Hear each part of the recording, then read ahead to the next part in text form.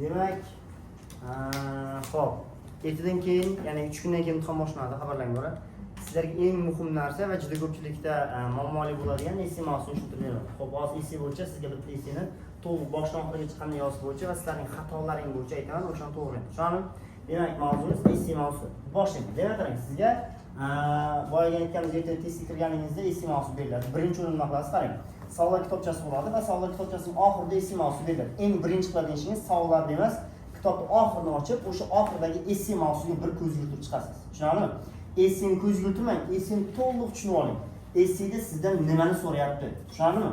Shuning uchun boyaga essayni yaxshilab ko'rib olganingizdan keyin boyaga savollar kitoblarni ichib ketaverasiz va miyangizda o'sha boyaga zapas miyangizda essay bo'yicha boyaga fikrlar o'sha jamlanib boraveradi. Keyin essay mavzusini ochganingizda, keyin essay yozishga vaqt bergan payti ochib ketaveradi. Tushunarli? Demak, boshlaymiz.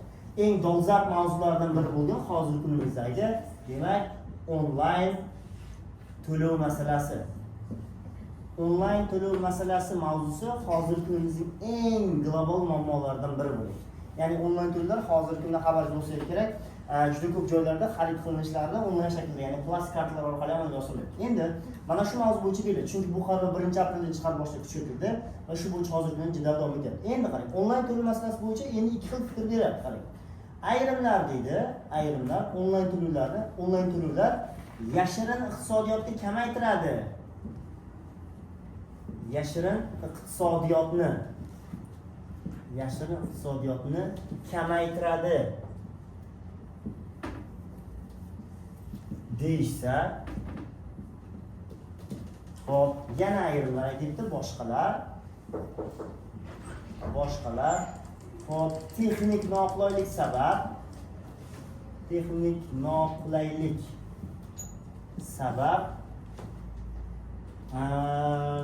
bo'lish texnik noqulaylik sabab insonlarga qiyinchilik tug'dirishi mumkin deydi. Qiyinchilik tug'diradi deydi. Demak, qarang, ikki xil toifadagi insonlar bor. O'sha onlayn to'lovlar masalasi bo'yicha ikki xil toifadagi insonlar bor. O'sha ayrimlar aytibdi, yashirin iqtisodiyotni kamaytiradi deyapti. Ayrimlar esa texnik noqulaylik sabab insonlarga noqulaylik tug'dirishi, ya'ni qiyinchilik tug'dirishi mumkin deydi. Endi eshitamiz, qarang.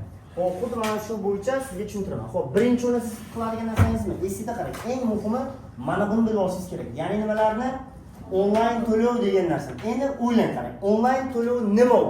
Onlayn to'lov hozirgi kunda naqd pul emas, faqatgina boyagi plastik karta orqali yoki bank karta orqali bir to'lov, ya'ni bir inson boshqa bir insondan nimadir xarid qilib olinishi.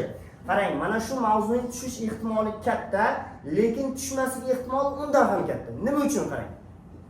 Bu mavzu hozirgi kunda global muammo bo'lgani sababli hamma abituriyentlar va o'qiyotgan o'quvchilar mana shu mavzu bo'yicha tayyorgarlik ko'radi. Hamma, misol uchun onlayn shaklda, misol uchun Telegramlarda va auditoriyasi 40 ming, 50 mingta auditoriyasi bor o'qituvchilarning anosini kirsalaring, nima deydi, Telegram kanaliga kirsalaring, xuddi mana shu bo'yicha to'liq ma'lumot beryapti. Tushundingizmi? Endi hamma uchun O'zbekistondagi hamma narsa eng hozirgi kunning global muammosi bo'lgan sababli mana shu mavzu tayyorlanyapti. Ertaga testga tushib qolishi mumkin deb, lekin tushmaslik ehtimoli katta. Nima uchun? Chunki uni boyaga abituriyentlar shunday targ'ib ko'rayotganini o'sha vakilliklar anolar biladi, agentlikdagi vakillar ham biladi. Tushundingizmi?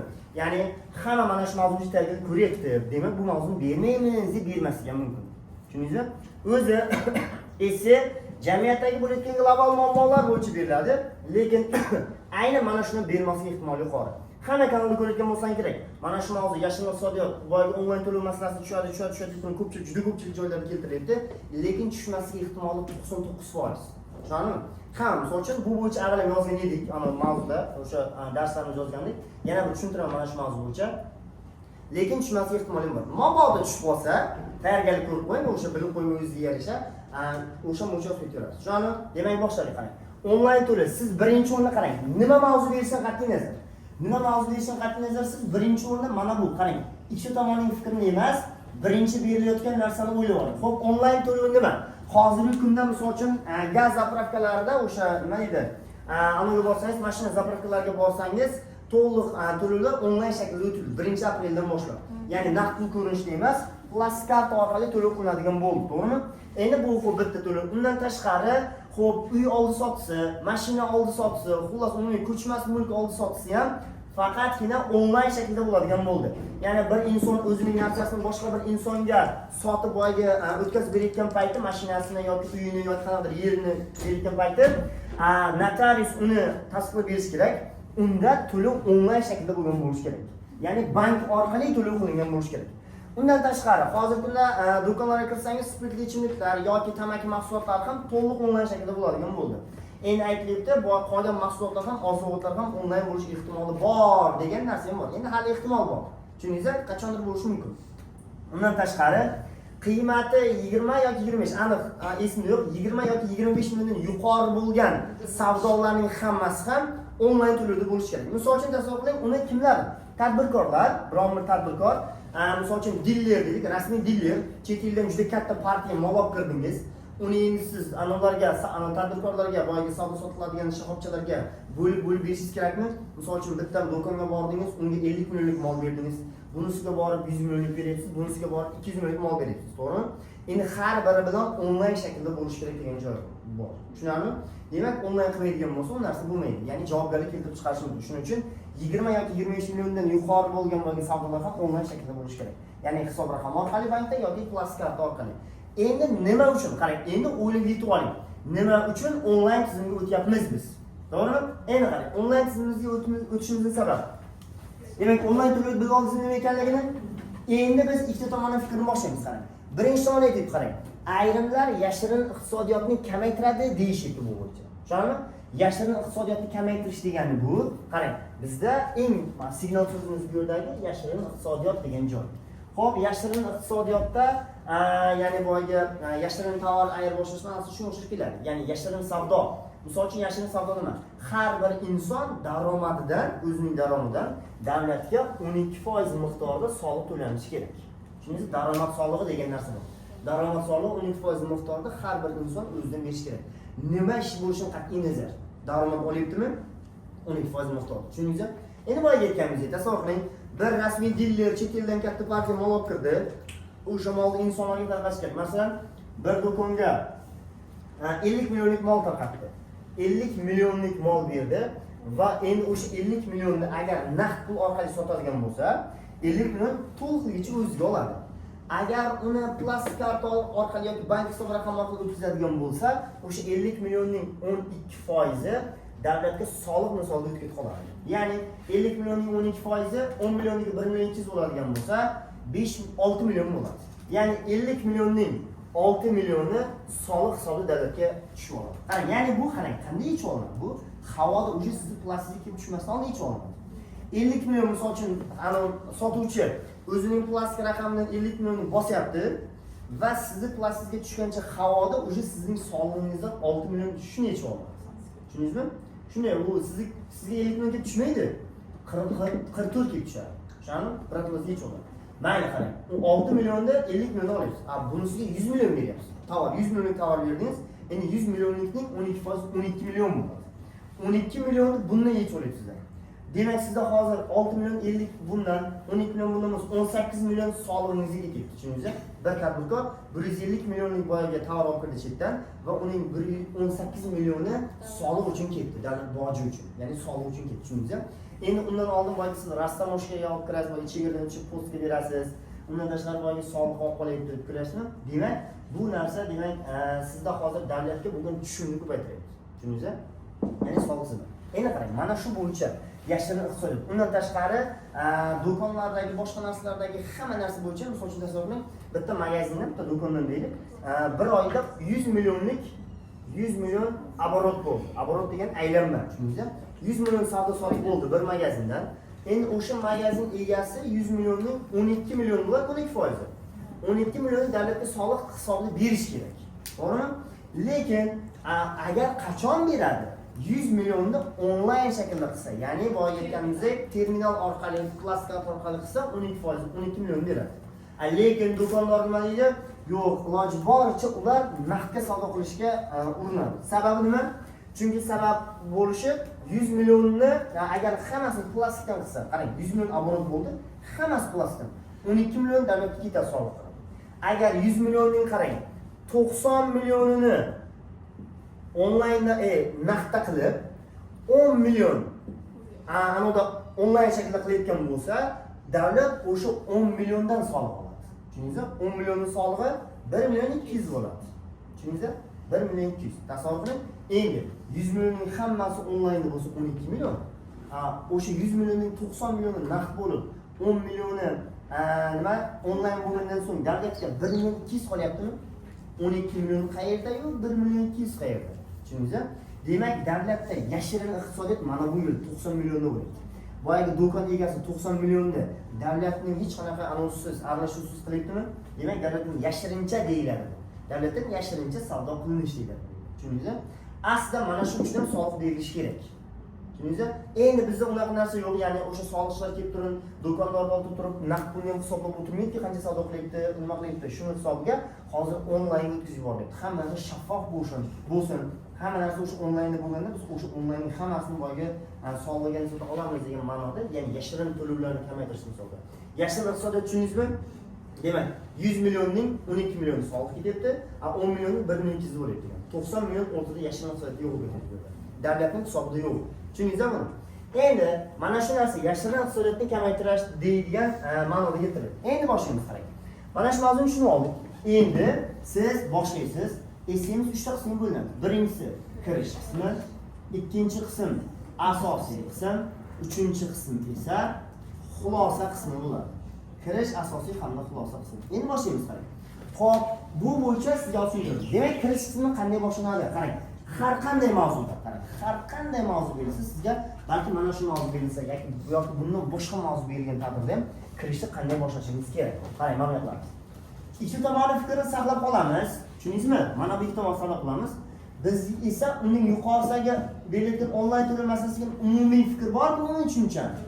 O'shani olib tashlab, boshqa gapni yozamiz qarang. Mana buning o'rniga boshqa gap yozamiz mana. Qarang, mavzu bilan kirish bir-biriga o'xshash bo'lishi kerak. Faqatgina mavzudagi yuqoridagi mana fikr bo'lmasa, uning o'rniga boshqa bo'lishi kerak. Tushundingizmi? Endi qarang, sizga o'shani tushuntiraman. Xo'p, kirish qanday yozsangiz kerak? Mana buni uzoqdan olib kelib cho'zib yozsangiz kerak. Hozirgi kunda har bir soha, chunki har bir sohada onlayn, ya'ni onlayn boyagi plastikada bank raqam, onlayn tizimga o'tish bo'yicha, demak, hozirgi kunda har bir sohada onlayn tizimga o'tish bo'yicha qator ishlar amalga oshirilmoqda.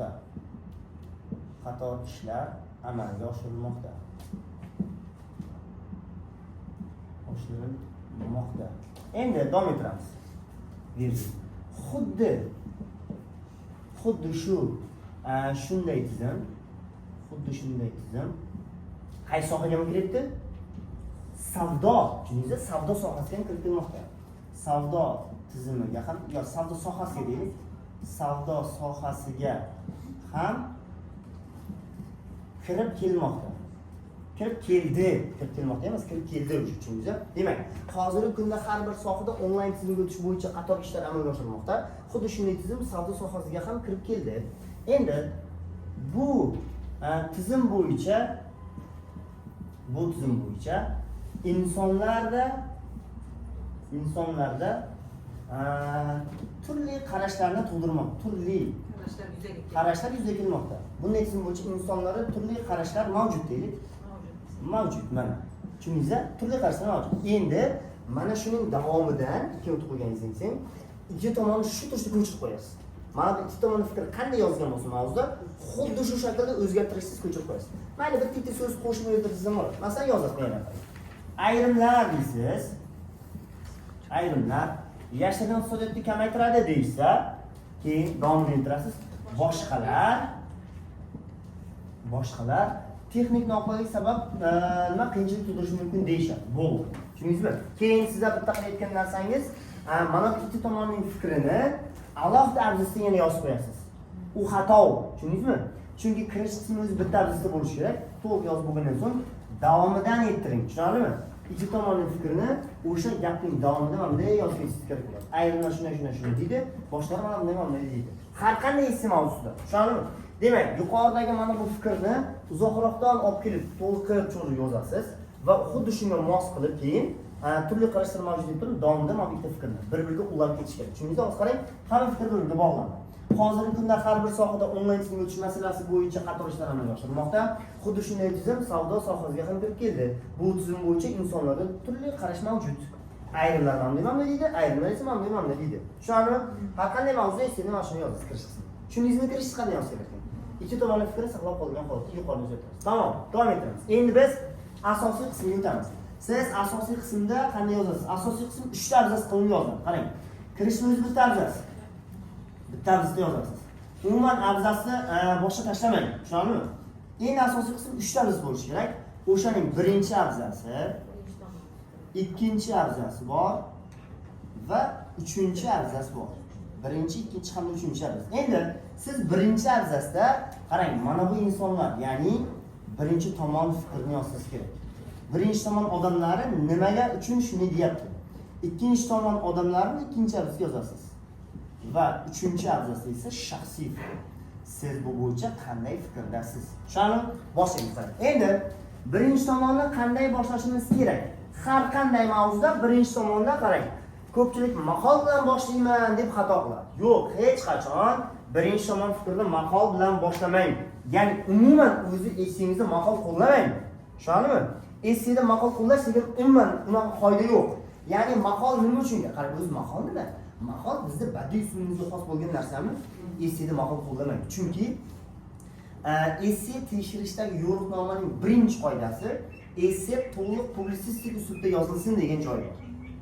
Publisistik uslub boyagi axborot berish va boyagi ma'lumot yetkazish bo'yicha bo'lgandan keyin bizni badiiy uslubga mos bo'lgan maqollarni qo'llasangiz xato. Aytilgan. Agar ayrim joylarda esseda publisistik uslubdan chiqilsa yoki boshqa uslubdan foydalansa, ball pasayadi degan joy bor. Demak, siz hozir maqol qo'llab badiiy uslubdan foydalanib qo'yapsizmi? Ballingiz tushadi. Shuning uchun maqol kerak emas. Umuman qo'llanadi. Birinchi tomon ham, ikkinchi tomon ham.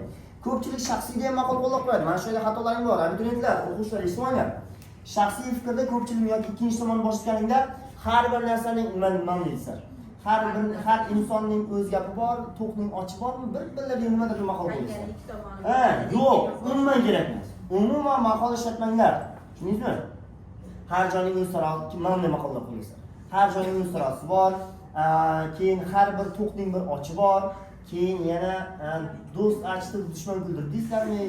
Xullas, umuman maqol yozmanglar. Maqol degan narsa miyadan udalib tashlashdi. Tushundingizmi? Umuman kerak. Xo'p, qanday yozishimiz kerak? Demak, siz birinchi tomonni yozayotgan paytingizda o'sha qarang, mana bu mavzuga mos bo'lgan bir chiroyli jumla bilan boshlashingiz kerak. Agar jumlani bilsangiz, qarang, bunaqa jumla bor, lekin siz bilmaysiz, to'g'rimi? Misol uchun, yashirin iqtisodiyot bo'yicha juda ko'p insonlarning, bir mashhur insonlarning gaplari bor, lekin siz uni bilmaysizlar, to'g'rimi? Bu yoki boshqa mavzu berilsa, o'sha mavzu bo'yicha bir ikkita chiroyli gaplar borsa, uni bilmaysizlar.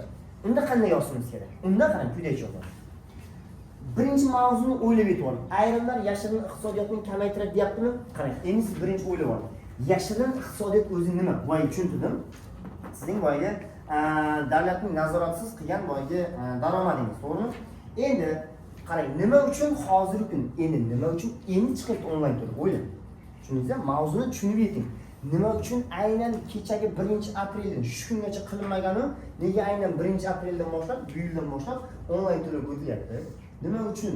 Tasavvur sabab O'zbekiston mustaqil rivojlanish, ya'ni o'sha nima deydi, jadallik bilan rivojlanish bosqichidamiz hozir, to'g'rimi? Juda katta ishlar amalga oshirilmoqda rivojlanishimiz uchun. Misol uchun Amerika bilan juda katta boyagi savdo aloqalari tiklandi. Ya'ni o'sha qo'yilib yo'lga juda katta investitsiya kiritilyapti. Kecha yaqinda misol uchun Rockefellerlar keldi, kecha nima aytdim sizlarga? O'zbekiston Rockefeller juda katta dunyo bozorining nima deydi, liderlari kelib turib, boy o'zimiz iqtisodiyotimizni rivojlantirish uchun O'zbekistonning demak juda katta ishlar amalga oshirilyapti. Demakki, buni rivojlantirish uchun, ya'ni O'zbekistonning iqtisodi ham unga javob berish kerak. Tushundingizmi? Endi bizning iqtisodiyotimizni ko'taradigan narsa bu, albatta ko'proq tushadigan daromad soliqlaridan yoki undan tashqari bo'lgan iqtisodiyotni davlatning o'z nazoratiga olishidan tushadi. Ya'ni rivojlanadi. Xuddi shuni hisobga olgan holda yashirin iqtisodiyotni kamaytirib, shaffoflikni oshiryapti. Ya'ni to'liq qarang, iqtisod davlatning qo'lida, ya'ni davlat iqtisodiyotni nazorat qilishi kerak. Tushunarlimi? Mana shu narsa bo'lgani uchun endi hisoblanadi. Endi siz nima qilasiz? Birinchi tomon fikrda bir ma'noli so'z topa olmadingiz, to'g'rimi? Endi qanday boshlaysiz kerak? Qani men tushuntirman sizga. Mavzu bo'yicha umumiy bitta fikr yozing.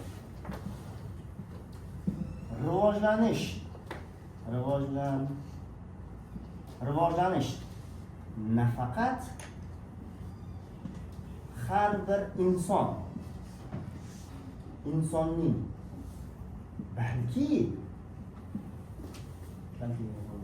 balki davlatning ham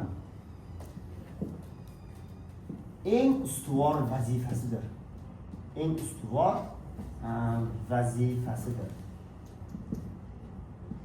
Mana shunday shakl. Tushundingizmi? Mana shu mavzuning umumiy ma'nosini olib bo'lgan bitta so'z bilan jumla boshlaymiz. Qarang, rivojlanish nafaqat har bir inson. To'g'rimi? Misol uchun inson o'zini rivojlantirish uchun qanaqadir yo'llar izlaydimi? Harakat qilasizlarmi? To'g'rimi? Rivojlantirish uchun. Misol uchun kimnidir boyga ustama olish uchun o'zining boyga darajasini 2-dan 1ga birdan oliyga ko'tarish harakat qiladi, to'g'rimi? Kimnidir boyga 50% ustama sertifikatdan olib boyga nima deydi? Oliy daromadni ko'tarish uchun yoki o'quvchilar qanaqadir misol institutga kirib keyin karyera yaratish, keyin ishlash, ishlohni ko'tarib borish va katta inson bo'lish, to'g'rimi? Hamma o'zini rivojlantirish uchun bu yerda o'tirgan hammamiz xuddi shu maqsaddamiz, to'g'rimi? Misol uchun endi kimlar unday qilmaydi? Misol uchun o'qimayotgan yoki qanaqadir bir nimadir qilib yurgan, xullas bir shunaqa insonlar ham bor. Tushundingizmi? Lekin hozir mana shu yerda o'tirgan har birimiz rivojlanish nafaqat har bir insonning, ya'ni har birimizning maqsadimizmi? Nafaqat insonlar, balki davlatning ham eng ustuvor vazifasi. Ya'ni davlat ham, har bir davlat ham hech qachon davlatni orqaga tortish uchun yoki davlatni bir yerda ushlab turish uchun emas, yanada rivojlantirish uchun harakat qiladi, to'g'rimi? Xuddi mana shu bo'yicha olsak ketadi. Demak, yashirin iqtisodiyotni yo'qotish uchun ham asosiy maqsad iqtisodiyotni rivojlantirish. Tushunarlimi? Mana shunga mos jumlalarni boshlayib ketaverasiz. Tushundingizmi? Demak, rivojlanish nafaqat har bir insonning, balki davlatning ham eng ustuvor vazifasidir. Endi sizga eng muhim kerakli bo'lgan narsa mana shuni hayotiy o'ylang. Keyin qarang, juda ko'pchiligingizda xato bor. Mana bu narsa bo'yicha, ya'ni iqtisodiyotni rivojlantirish degan joyda o'ylab oling. Nima uchun bizga yashirin iqtisodiyotni kamaytirishimiz kerak? Deganda nega kerak? Xo'p, endi qarang. Bizda agarda mana shunday onlayn tizimlar bo'lsa, bu tushuntirdim-ku. Hamma narsa onlayn shaklda bo'ladi, balki davlatning bo'lgan iqtisodiyotni nazoratga olishi, yoki undan tashqari va hokazo narsalar bo'lishi, to'g'rimi? Endi siz boya aytganimizdek keyin nima deydi, zapravkalarda, boyagi do'konlarda yoki onlayn umumiy katta savdolarda mashina, uy-joy oldi sotishda hammasi yozib o'tirish shart emas. Umumiy qilib berasiz. Qarang. Boshladingizmi? Ma'lum fikr boshladingizmi? Endi davom ettirasiz. Demak, boshladik, davom ettiramiz. Qarang. Rivojlanish nafaqat har bir insonning, balki davlatning ham eng ustuvor vazifasidir. Tushundingizmi? Endi qarang. Davlat rivojlanish bosqichiga qadam qo'yar ekan, albatta jamiyatdagi va iqtisodiyotdan juda ko'p narsalarni o'zgartirish orqali bu narsaga erishish mumkin. Masalan, hozirgi kunda yurtimizda yashirin iqtisodiyotni kamaytirish bo'yicha juda ko'p ishlar amalga oshirilmoqda. Shulardan biri savdo aloqalaridagi, savdo sotiqlardagi shaffoflikni oshirish maqsadida, tushundingizmi? Shaffoflikni oshirish maqsadida onlayn to'lov tizimining joriy etilishi. Tushunarlimi? Etilishi.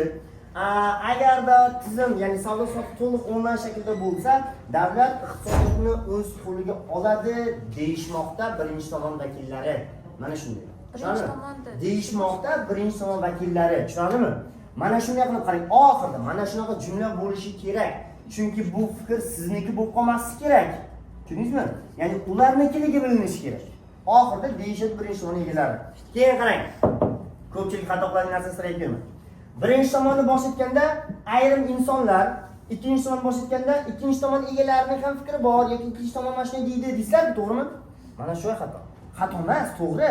Faqat ballingiz kamroq bo'ladi. Ya'ni eski mantiqiyligi oddiy bo'lib qoladi.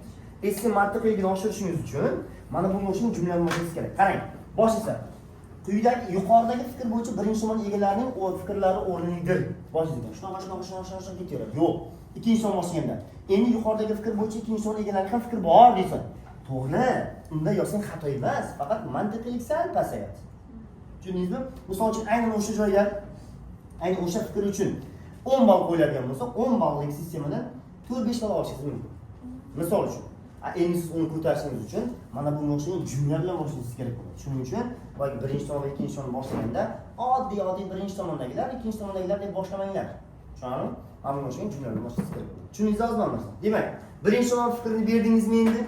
Endi xuddi shunga mos bitta dalil berishingiz kerak. Juda ko'pchilikda bitta xato bo'ladi. Dalil berishda umuman chetga chiqib qoladi yoki fikr yozayotganda keyin mana bu fikrni yozasizlar-ku, o'zingizning jamiyatimizni yozing. Chunki mana bu bo'layotgan situatsiyalar, hamma bo'layotgan voqealar o'zimizning jamiyatda bo'layapti. Rossiyada bo'layotgan narsani yozmayapti sizga, to'g'rimi? Rossiyaning muammosini bergan yo'q-ku. Yoki qanaqadir qayerda urush bo'layotgan bo'lsa, ular muammosini bergan yo'q-ku. O'zimizning jamiyatimizda, o'sha onlayn turi bizda bo'layapti hozir. Shuning uchun biz o'zimizdagi jamiyatdagi fikr yozamiz. Haqiqatan mana shunaqa deyishibdi birinchi o'rindagilar. Masalan, sen bitta fikr misol berasiz. Endi dalil berishda boya aytganimizdek, kengroq dalil bo'lishi kerak va endi dalilni xohlasangiz o'zimizni davlat ichki jamiyat olsangiz ham bo'ladi yoki umumiy xalqaro miqyos olsangiz ham bo'ladi. Masalan deb turib, endi qarang, buni xalqaro bersin. Masalan, rivojlangan davlat bo'lgan Amerika va Xitoyda, qarang, hozirgi eng rivojlangan mana shu kelasiz.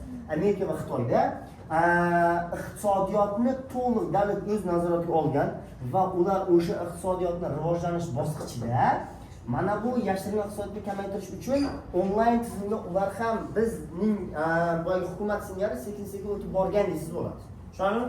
Shuning uchun keltirilgan misolingiz aytilayotgan mavzuga mos bo'lish kerak fikrga. Tushunarlimi?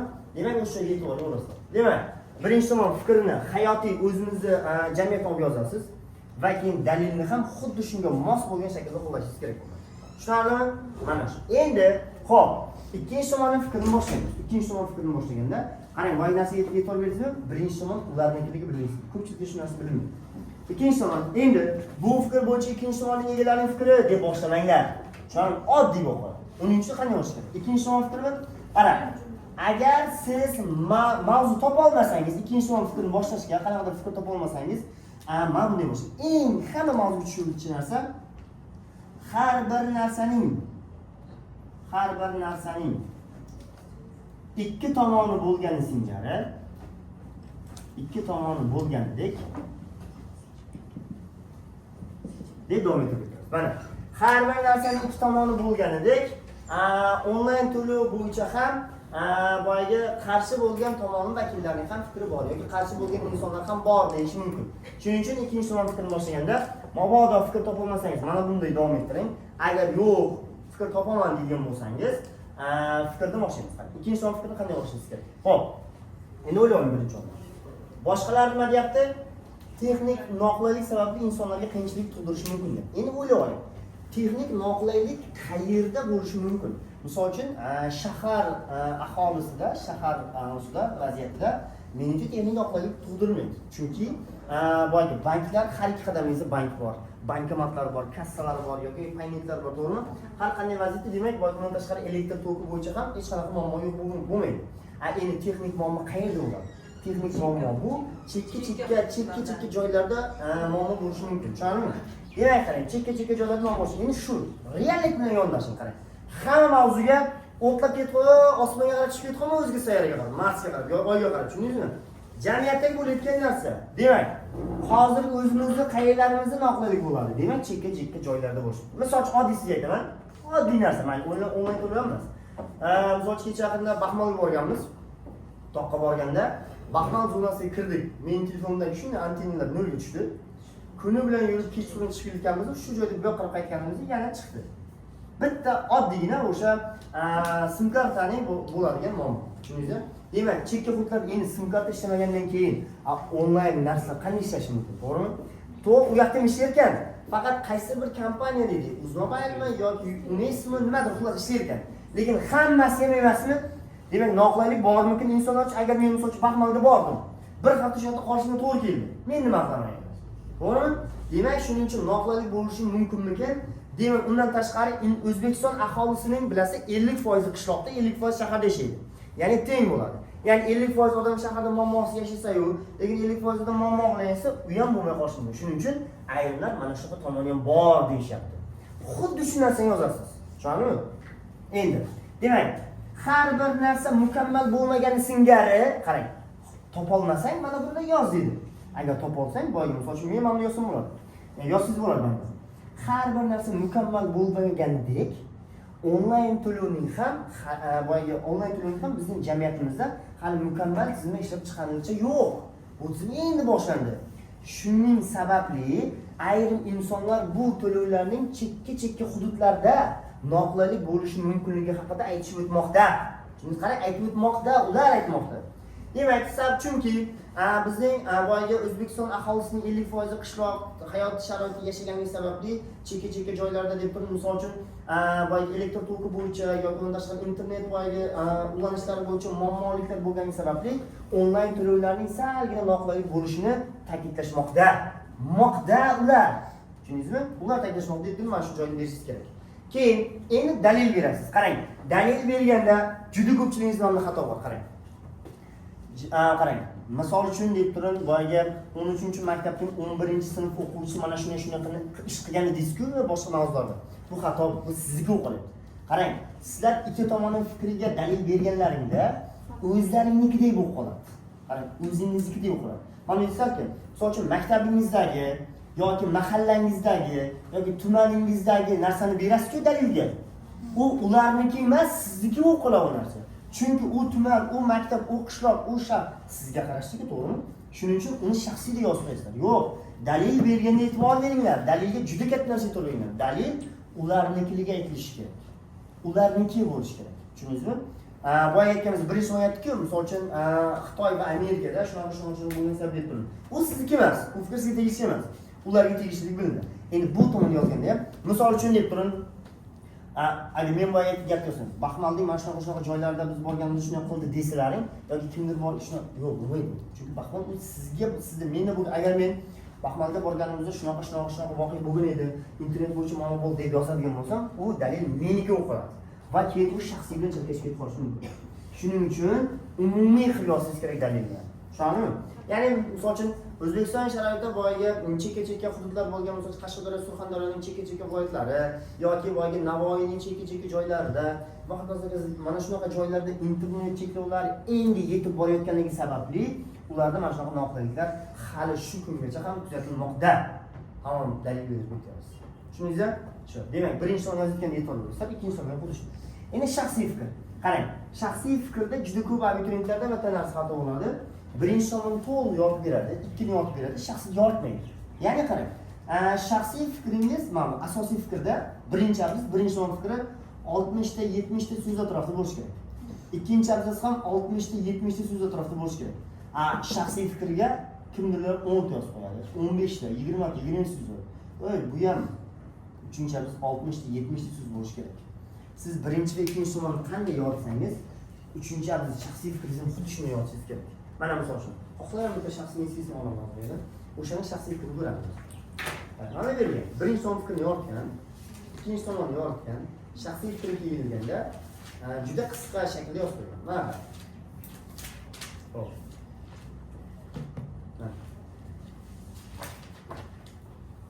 Essiya boshlandi.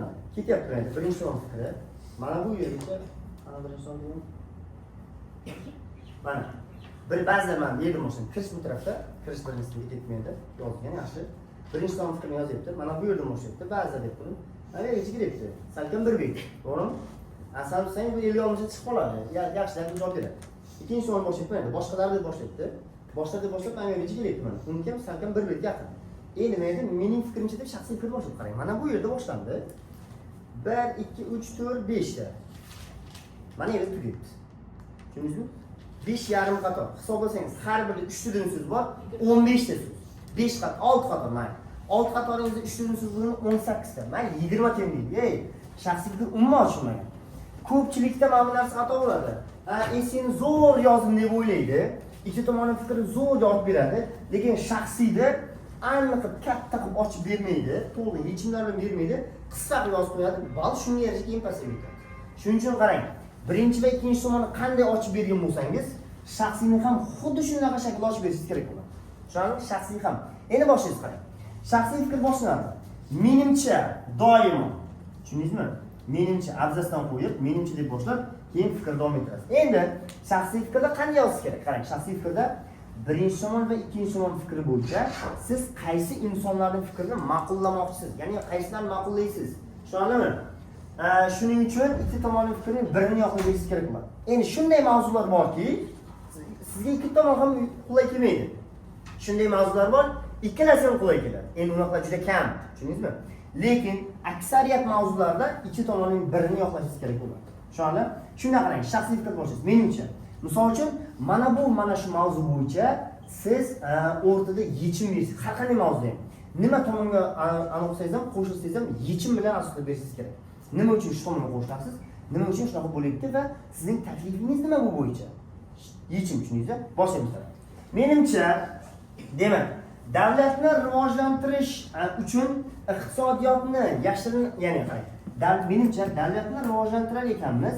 Iqtisodiyotni rivojlantirish uchun albatta yashirin iqtisodga chek qo'yish kerak. Tushundingizmi? Chek qo'yish kerak.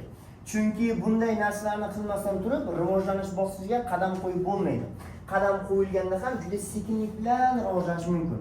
Shuning uchun boyga tezroq rivojlanish uchun boyga yashirin iqtisodiyotga tezroq chek qo'yish kerak. Tushundingizmi?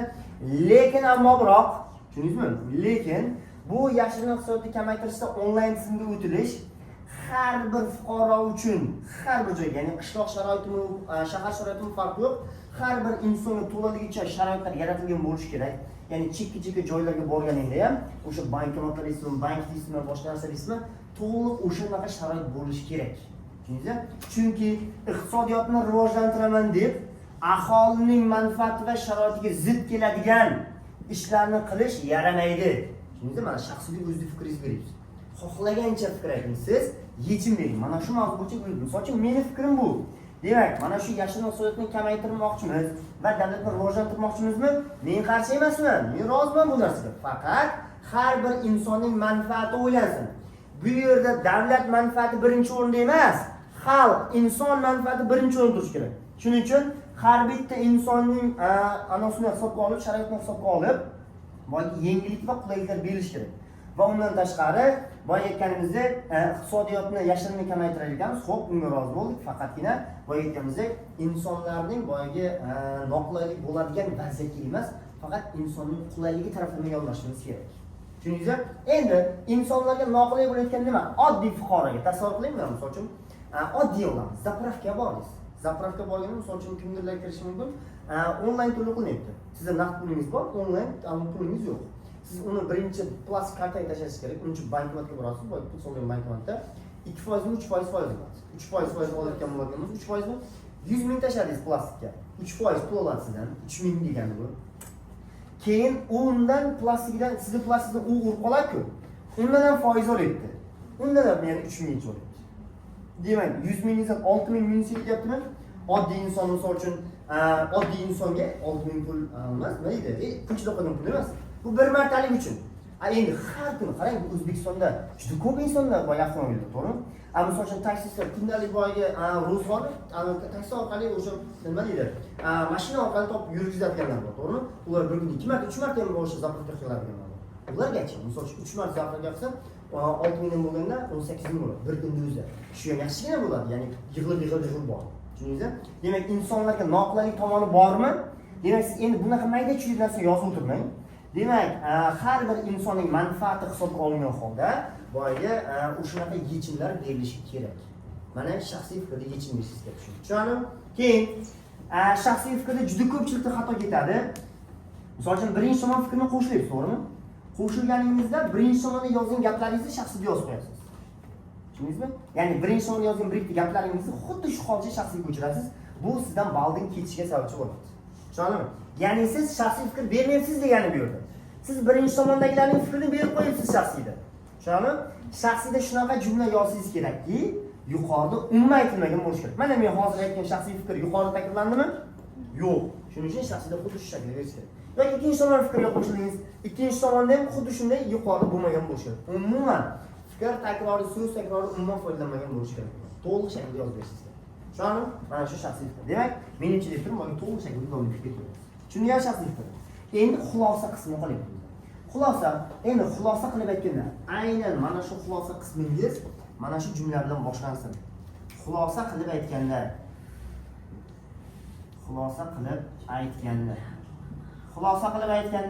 deb turib, keyin davom etib bitirasiz. Endi kimdirlar nima ma'nolay boshlaydi? Ijod qiladi, kimlardir? Ijod qilmanglar, esinglar.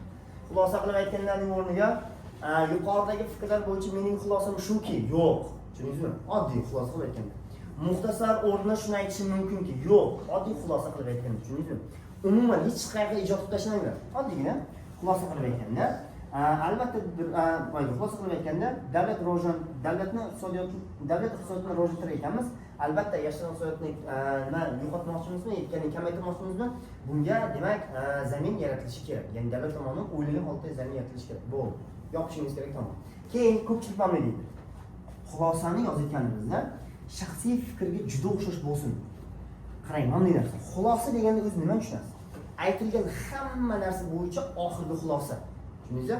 Siz ham xulosani birinchi tomon kirish, ikkinchi tomon shaxsiy bilan shunaqa qo'shib, oxirdagi fikrni berishingiz kerak bo'ladi. Shuning xulosada birinchi tomonga o'xshash yo'q, ikkinchi tomondan hisobga olmay yo'q.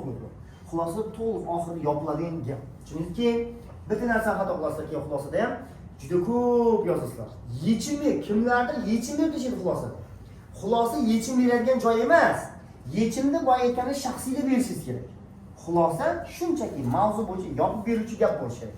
Bitta ikkita jumla yetadi gap ya'ni. Shuni xulosa qilib aytganda, demak davlatimizni rivojlantirar ekanmiz, albatta yashil iqtisodiyotni kamaytirish kerak. Buning uchun davlat qanaqadir boyga yengillik va chora-tadbirlar o'ylab topish kerak. Tamom. Bu yechim oxirgi xulosa bu. Yechim va xulosa emas bo'ladi, farq yo'q. Tushuningizga yopuvchi narsa. Mana bu narsa esga to'g'ri shaklda yozilsin. Endi qarang. Esse bo'yicha sizlarning elementarniy xatolarni aytaman. Hammada bor bu narsa. Xo'p, boshladik qarang. Nima deb boshlasak qarang. Ko'pchilik boshlaydi, esse mavzusini boyga aytganimiz yuqorida fikrni o'zgartirish deganman-ku. O'zgartiradi va keyin ikkita ayrimlarni yozayotgan payti abzasdan yozadi. Yo'q, xato. Tushundingizmi? Abzasdan yozib qo'ymanglar. Davomidan yozinglar. Tushundingizmi? Umumiy bitta abzas bo'lsin. Xo'p, bo'ldi. Kirish mana shu shaklda bo'ladi. Endi keyin kirishni yozayotganlaringda mavzu bilan bir xil bo'lib qolmasin. Mana buni aytdimki, mayli, mana bu tomon bir xil bo'ladi. Lekin mana buni olib tashlab, o'rniga boshqa jumla qo'yishingiz kerak bo'ladi. Tushunarli?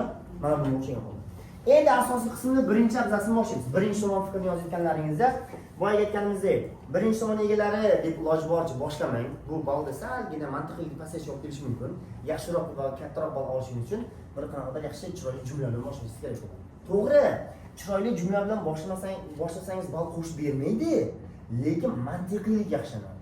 Chunki essening mantiqiyligi, o'qish ravon. Keyin berayotgan, qarang, aytayotgan juda ko'pchilik xato. Berilayotgan mana bu fikrlar o'zingiznikidek bo'lib qoladi juda ko'pchilikda. O'zingiznikidek. Ya'ni ularning qarang, birinchi tomon bo'lganda bu sizniki emas.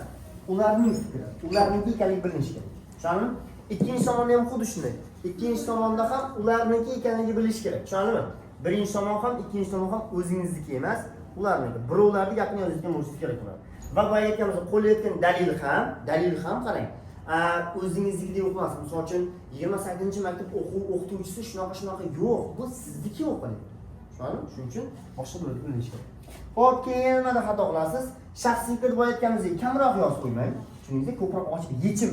Eng muhimi yechim. Xulosadan keyin ko'pchilik qarang, shaxsiy fikrni 4-5 qator yozib, xulosaga nimalar 15-20 qator yozib. Yo'q, xato shu narsa. Shaxsiy fikrni ko'paytirib yechim berib, o'sha xulosa bergan yechimni shaxsiyga o'zgartirishingiz kerak bo'ladi. Shu. Tushundingizmi bu narsani? Endi xo'p, esse tekshiruvchi mutaxassis sizning essengizni tekshirganda, kimdir menga telefonga kanalga kirib bersin. Qarang, esse tekshiruvchi mutaxassis sizning essengizni tekshirganda 12 ta qolipga asoslangan holatda tekshiradi. 12 ta qoida bo'yicha. Sizning essengiz qarang. Vahshiy dahshat yozmaysizmi? O'zga sayyordan kelib yozmaysizmi? Sizning Marsdagi o'zga sayyorlik odamlarning fikrini yozmaysizmi? Bu. Qarang. Qolipdan chiqib ketgan bo'lsangiz foydasi yo'q. Endi sizga hozir esse tekshiruvchining yo'riqnomasini o'qib beraman. Boshladik qarang. Birinchi qoida sizning essengiz berildimi? Esse to'liq publisistik uslubda yozilgan bo'lsin degan qoidaga qarang. Publisistik uslub nima? Qarang, bizda odatda 5 ta uslub bor. Publisistik, rasmiy, ilmiy, badiiy, so'zlashuv. So'zlashuv uslubi uyda foydalanadigan hangomaning so'zlashuv uslubi. Rasmiy uslub davlat ishxonalarida va boyagi rasmiy joylarda foydalanadigan uslub bu rasmiy uslub. Ilmiy uslub kitoblaringizdagi qoidalar, ilmiy, ya'ni ilm faniga oid bo'lgan qoidalar.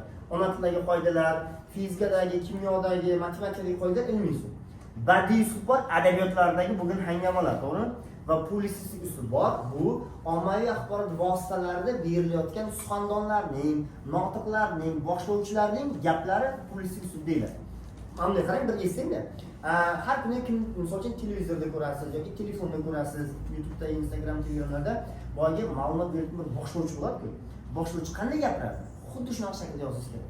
Umuman o'sha ustidan chetlashmasin. Endi esingizda qanaqa gaplar o'sha ustidan chetlashga olib keladi. Birinchi o'rinda maqollar ustidan chetlashingizga olib keladi. Umuman maqol qo'llamanglar. Hech qayerda men ko'rganman, esda tekshirgan payti shaxsiy fikrda, xulosa qismida birinchi, ikkinchi tomonda juda ko'p maqol beradi. Umuman maqol bermaydi. Tushunarmi? Umuman maqol qo'llamanglar raisi. Xo'p, bu ustidan chetlashga olib keladi. Demak, ayrim o'rinda ustidan chetlash desa, bal tushadi degan qolip bor. Qisman pulsizlik bo'lsa, ya'ni pulsizlik ustida 100% dan 30% yozgan bo'lsa, balingiz yana uchib. Umuman agar pulsizlik ustida yozmagan bo'lsangiz 0 bal qo'yiladi. Birinchi qolip bo'yicha. Shuning uchun pulsizlik ustida boyga ma'lumot berish ohangiga yozishingiz kerak.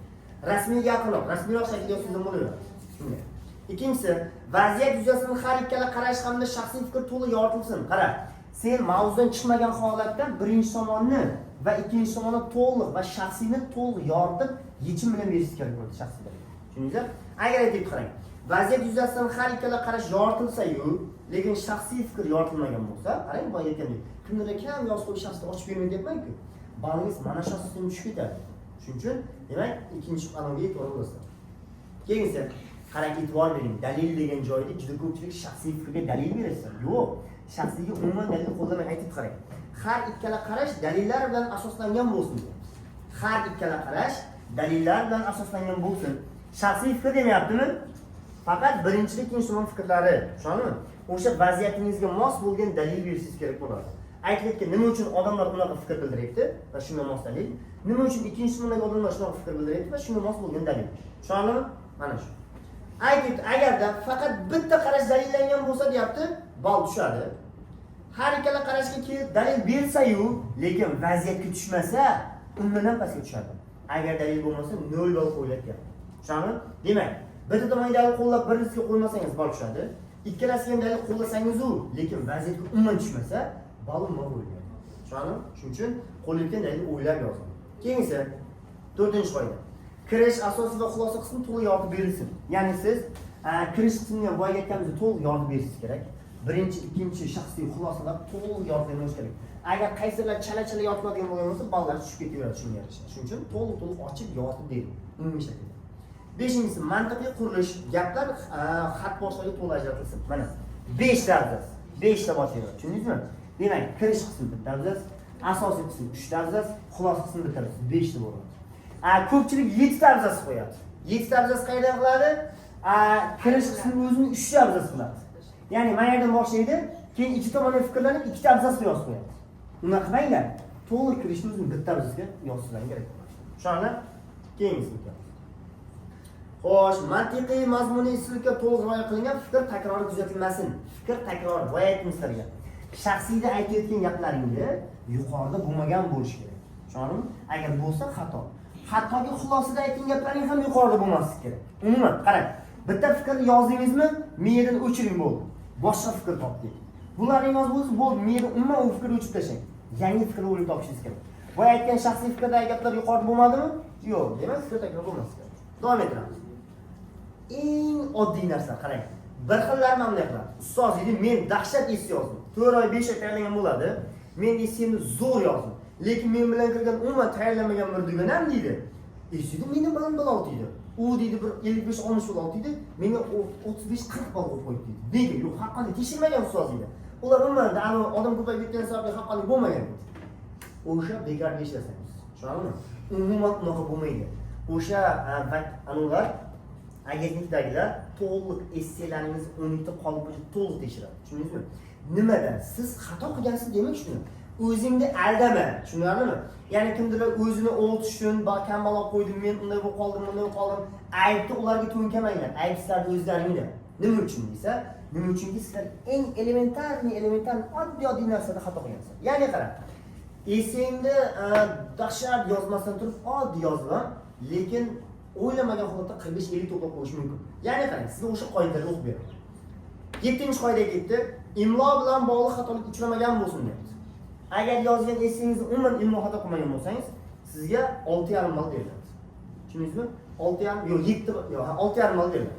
6,5 уже tayyor. Tushundingmi? Umuman xato qilmasligingiz kerak bo'ladi. Agar bitta yoki ikkita joyda xato qo'ysangiz imloda 4 ball beriladi.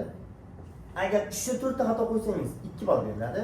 Agar bitta ikkita bo'lsa 1 ball beriladi. Agar umuman 7 ta yoki undan ortiq xato bo'lsa, 7 ta yoki undan ortiq xato bo'lsa 0 ball bermaydi.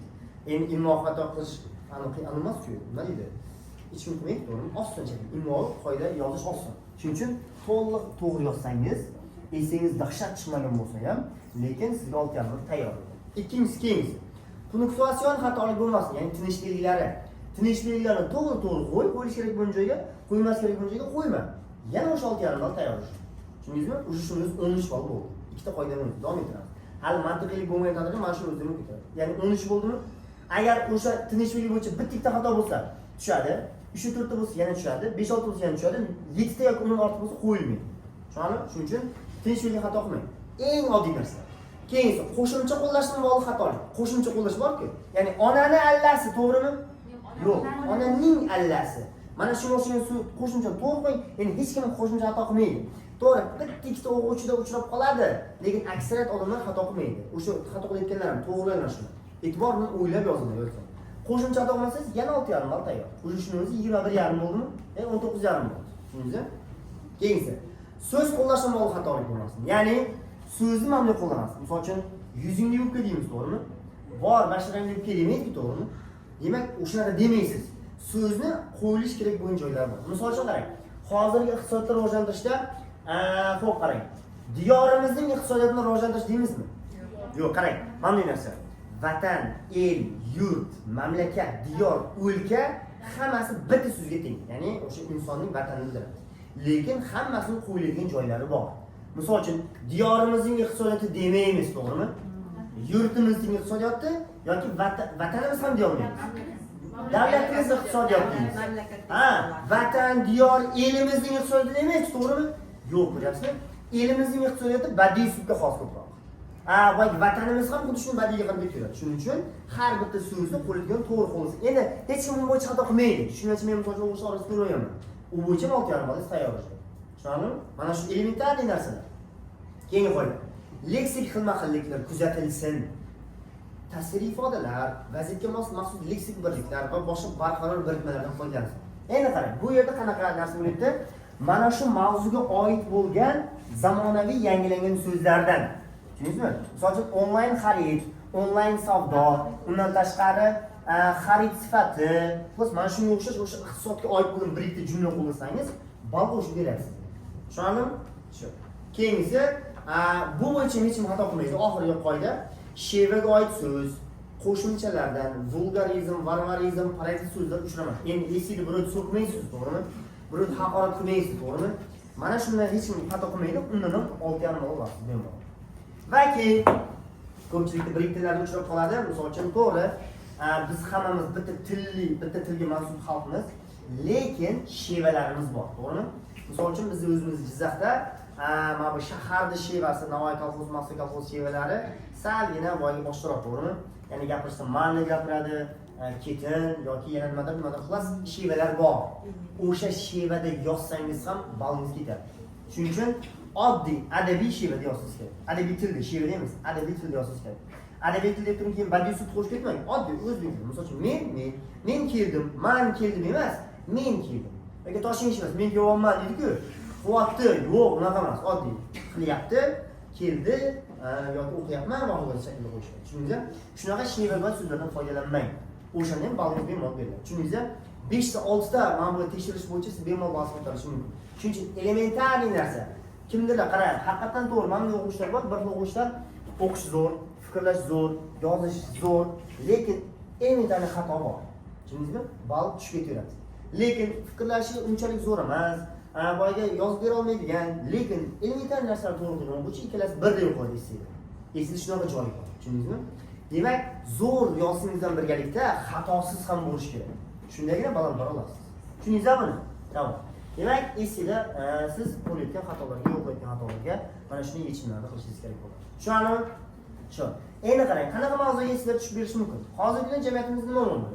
Onlayn to'lov masalasi, Bundan tashqari yana nima bo'lishi mumkin? Tabiat ifloslanishi, to'g'rimi? Tabiatni boyga obodonlashtirish bo'yicha ta'lim tizimidagi boy bir-ikki o'zgarishlar bor, ular bo'lishi mumkin. Yoki bundan tashqari yana nima bo'lishi mumkin? Boyga ko'p qavatli uylarning qurilishi juda ko'p katta avj olib ketgan, shular bo'lishi mumkin. Yoki shunga o'xshab bir-ikkita hayotiy oddiy. Keyin qarang, essida sizlarga eng muhim narsa, misol uchun men o'zim yozib chiqqan narsalarim, essida oddiy yondosh. Oddiy jamiyatdagi bo'layotgan narsa bo'yicha. Kimdir aytadi-ku, esseni men bu kanalda ko'rganman, mana shunaqa yozish kerak ekan. Kimdir mana bunday deyapti, u bunday. Yo'q, qarang. Esseda boshlaydi. Esse hozirgi kunda jamiyatdagi bo'layotgan muammolar va o'sha muammo bo'yicha ikki xil toifa insonlar bor o'zimiz yurtimizda. Tushundingizmi? O'shalar nima uchun shunday deyotganini yozib bo'ldi. Tushundingizmi? Misol uchun qarang. Ko'p qavatli uylarning qurilishi bo'yicha ayrim maktabda tez qurilyapti, qarang juda tez qurilyapti, to'g'ri? Tez qurilyapti, bu mustahkamlik sifatida ta'sir qilishi mumkin deyishyapti. Ayrimlar esa nima deyapti? Ko'p qavatli uylar tez qurilishi boyga yo'q, unaqa joy yo'q deyapti yani. Endi aytaymiz, birinchi navbatda o'ylang. Misol uchun men shunday aytaman. Misol uchun deymiz, ayrim insonlar ko'p qavatli uylar tez qurilishi boyga nima deydi? Salbiy ta'sir ko'rsatishi mumkin deydi. Endi boshqa qarang. Qarang, har bir inson, qarang, u ko'p qavatli uyda inson yashaydimi? İnson hayoti har bir narsadan ustun. Tushundingizmi? Xuddi shunday xavfsizlik nuqtai nazaridan ko'p qavatli uylarning tez qurilishi boyga insonlar o'rtasidagi boyga norozilik sabab bo'lyapti. Chunki ko'p qavatli uylar tez qurilsa, boyga ulardagi boyga betonlarning to'liq qota olmasligi yoki hamma narsa mustahkam bo'lib joylashmasligi va ehtiyots bo'lib tez qurilib ketishi mana shunaqa bo'layotganiga sababli shunaqa demoqda. Oddiy. Tushundingizmi? Mana qarang, jamiyatda bo'layotgan narsa. Masalan, men shuni o'ylayman. Mening o'ylaganim shu. Misol uchun siz ham shuni o'ylashingiz mumkin. O'sha narsani yozing, faqat birovlarning tilidan yozing. Birinchi tomondagilar. Ikkinchi tomonda yo'q, unaqa emas ekanlar. Ayrimlar yo'q, unaqa emas deyapti. Chunki hozirgi kunda zamonaviy texnikalar bor, to'g'rimi? Tez qotiradigan boyga betonlar, tez qotiradigan betonlar yoki zamonaviy texnikalarning yoki ustalarning boyga nimadirlar, nima deydi? Ishonchli boyga aniqlar bor, shunaqa kompaniyalarning nimadirlar, ularning boyga ishonch bo'lgan sababli ular mustahkam qurmoqda deyishadi. Bu ham to'g'ri. Ularnikidan yozasiz. Endi shaxsiy o'zingiz yozib ketaverasiz. Shuni yoddan tashqari yana nima bo'yicha? Ta'lim tizimida. Kecha mavzu berdim sizlarga, imtihonlarda boyga qog'ozdagi o'sha qog'ozda foydalanish va keyin onlayn bo'lishi bo'yicha. Endi ikki tomon fikrdan o'ylang, oddiy. Onlayn bo'lishi kerak bo'lgan tarafdorlar bor. Ya'ni imtihonlarning milliy sertifikatda juda ko'p odam topshirdi, to'g'rimi? Juda ko'p odamlar topshiryapti yoki unda attestatsiya imtihonlariga yoki undan tashqari boyga sinf bitirayotgan payt 11larda maktablardagi imtihonlar to'g'ri juda ko'p foydalanadi, o'shanda onlayn bo'lsin. Nima uchun desa, chunki onlayn bo'ladigan bo'lsa hamma narsa boyga, undan boyga qog'ozga bo'lgan ehtiyojni kamaytiradi. Chunki qog'ozga bo'lgan ehtiyojni kamaytirib, boyga onlaynda uni tekshirish, qarang, eng bitta narsa milliy sertifikatimizni bizda 1 oyda chiqarajaq, to'g'rimi? 1 oy boyga abituriyent javobini kutib o'tiradi. Tushundingizmi? Bitta xayol o'shanda bo'ladi. Agar o'sha javob tez sirasi chiqarib berilsa, tez chiqarib berilganda u ko'ngil xotirjam bo'lib, tasavvur mana. Bizda fevralda 1-fevral imtihon bo'ldi. Endi aprelda bo'lyapti. Orada qancha vaqt bor? Fevral bor, mart bor, aprel bor. 2,5-3 oyga yaqin vaqt bor. Bu abituriyent 1 oyni kutishni o'tkazib yuboradi, 2 oy vaqt qoladi, to'g'rimi? Agar bu abituriyent bola o'z xohlagandek chiqmasa, to'g'rimi? 2 oy vaqtda hech nima ulgura olmay qolishi mumkin. Ya'ni 100% natija olish uchun. Va o'sha 1 oy davomida o'qimaydi fanni va esidan chiqib ketib qolishi mumkin. Shuning uchun tezroq javob chiqib bersa, boyga abituriyent inson shunga qarasha ishni qilishi mumkin. Demak, onlaynda bo'lishi kerak bo'lgan insonlar, boyga hozirgi kunda texnika rivojlanyapti-yu, demak bizning imtihonlarimizga va o'shaqa tizimga ham, ta'lim tizimiga ham, imtihon tizimiga ham shunaqa narsa kirib kelish kerak. Hamma narsaning javobi elektron chiqishi kerak. Insonlarning vaqtini va xayolini o'sha narsalar bilan band qilmasdan ko'radi. Lekin va undan tashqari qog'ozdan foydalanishni kamaytirish degan joyi bor. Qarang. Qog'ozdan qarang. Misol uchun oddiy bitta onlayn bo'layotgan deydiganlar yana bitta fikr, misol uchun mening fikrim onlayn bo'lish tarafdoriman men imtihonlar hammasini. Chunki qarang, oddiy bitta misol uchun biz 200 ta bolagacha yashnagan list olyapmiz. 4 pachka list ishlatyapti. 4 pachka list. Tushundingizmi? Bu degani 2000 ta list degani. 2000 ta list bitta oddiy o'zimizda. Endi mana bu list O'zbekistonda 250 ming ta odam bormi? 250 ming ta. U degani u endi o'zi o'ylab ko'ring. Juda katta qog'oz ishlatyaptimi? Qog'ozlarni ishlatish uchun qayerdan olamiz qog'oz? Daraxt kesamizmi? Bitta ona tili imtihoni 250 ming ta odam. Boshqa fanlar bor, to'g'rimi? Bir yillik nechta imtihon bor ona tili o'zidan? Maktabdagi imtihonlar, attestatsiya imtihonlar, mayli attestatsiya o'sha onlayn o'tib ketdi. Maktablardagi imtihonlar, xullas juda ko'p narsa zoya ketyaptimi? Bu narsa tabiatimizga ham ta'sir qilishi mumkinmi? Demak, qog'oz qayerdan olinadi? Daraxt olinadi. Daraxtni kesamiz, tabiat zararlanadi. Tushunasizmi? Demak, onlayn bo'lgani yaxshi bir tarafdan. Hayot yo'li. Endi yo'q, onlayn bo'lgani yaxshi emas deydigan insonlar ham bor. Ya'ni qog'ozda bosmayotganlar, biz misol uchun hamma narsani o'sha yoshligimizdan qog'ozda, o'sha kitobda, daftarda ko'rib o'rganamiz. Qog'ozda bo'layotgan narsaning hammasini ko'rib turib, yoki qog'ozlarga tahlil qilib, yoki kompyuter misol uchun kompyuterda bo'lmayotgan narsani kompyuterda misol ko'pchiligimiz hali tushunmaymiz. Es yozishimiz kerak, to'g'rimi? Es yozish uchun misol uchun vaqtimiz yetmay qolishi mumkin. Juda qisqa vaqt qoldi esiga. Kompyuterda yozish, klaviaturada ishlashimizni ko'pchilik bilmay qolsa, to'g'rimi? Bu degan yutib qo'yish mumkinmi? Demak, u tomoni ham bor deb, hayotiy yo'nalish, oddiygina. Hayotni olib qarang, mana qarang. Demak, onlayn bo'lsin deydiganlar, men misol uchun men onlayn bo'lish tarafdoriman. Chunki boya aytganimizdek, qog'ozlarning juda ko'p sab. Qog'ozlar nima bo'lib ketadi? Nima deydi? Isrofgarchilik bo'lib ketadi. Juda katta qog'oz isrofgarchilik bo'lib ketadi. Bu daraxtni kesilishda. Tabiatda asrolmayapmiz. Tushundingizmi? Tabiatga qarang. Tabiatga ziyon yetkazayotganning biri bu agentlikdagilar ham deysiz bo'ladi. Chunki endi o'z hissasini qo'shyapti. Chunki qog'ozdan foydalanyapti. Shuning o'shini yo'q qilsa, demak, mana shunday amal qilishimiz mumkin, yechim topishimiz mumkin. Endi undan tashqari, mayli, to'g'ri, to'liq keyin qog'ozdan foydalanmay ketmaymiz, lekin qisman bo'lsa ham juda katta qog'oz bizda isrof bo'lib ketibdi. To'g'ri, kitoblarimiz qog'ozda bo'lgani yaxshi. Chunki bu kitob, misol uchun men foydalandim bitta kitobdan, ertaga kimdir, mendan keyin, misol uchun maktabda bitta kitobdan 5 yil o'qiladimi, 5 yil kimdir foydalanadi bundan. Tushundingizmi? Demak, uning foydasi bor, lekin boy oddiy testlarning mana shu onlayn bo'lishi kerak. Shuni hisobiga bo'laymiz, oddiy. Lekin boy onlayn yo'q, onlayn bo'lmasa qog'oz bo'ydi deganlar, ular ham to'g'ri. Hali bizda juda hamma klaviaturaga rivojlanib ketmadi. Nimaga yozolmay qolishi mumkin degan joy. Tushundingizmi? Shaxsiy fikrimni men aytaman. Mayli, odam o'sha imtihonga tayyorgarlik ko'ryaptimi? Klaviaturada ishlashga tayyorgarlik ko'rsin deb aytaman. Chunki men o'z fikrimni qolaman, birinchi savol fikrda qolaman. Haqiqatan boyga qog'ozlarning isrof bo'lishi tarafdoriman, isrof ketyapti. Shuning uchun onlayn boy qilyapman. Telefon yozsizlar, to'g'rimi? Qara, telefon klaviaturasi bilan boyning kompyuter klaviaturasi bir xil. Siz yosh o'rgan, mana. Tushundingizmi? Sen ham qo'shimcha narsa. Odam o'rganishlar emas kerak. Shuning uchun boyning narsa yechim berib ketasizlar, xolos, tushunarli? Hamma narsa bo'yicha hayotda yechim. Tushunarlimi siz? Tamom.